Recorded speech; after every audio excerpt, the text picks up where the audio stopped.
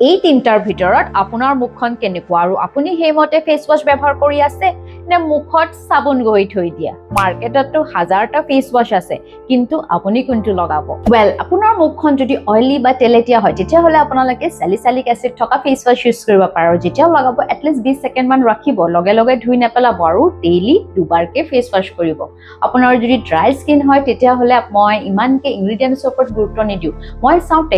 টেক্সচাৰটো যদি ক্ৰিমি আৰু non forming হয় তেতিয়া হলে বাৰে বাহে ফেচ ৱাশটো আপোনাৰ কাৰণে খুবে ভাল হ'ব আৰু আপোনাৰ যদি স্কিনখন একনি প্ৰোন হয় মানে পটককে পিম্পল বৃদ্ধি পায় তেতিয়া হলে আপোনালোকে বেনজল পেৰক্সাইড থকা ফেচ ৱাশ ব্যৱহাৰ কৰিব পাৰে ষ্টিল কনফিউজ তেতিয়া হলে আপোনালোকৰ ৰেকমেন্ডেশন দৰকাৰ ফৰ ৰেকমেন্ডেশন আপোনালোকে ডিএম কৰক ফেচ ৱাশ আৰু মই পঠাই দিম আপোনালোকক আনস্পন্সৰ্ড জেনুইন আৰু honest recommendation as your trusted dermatologist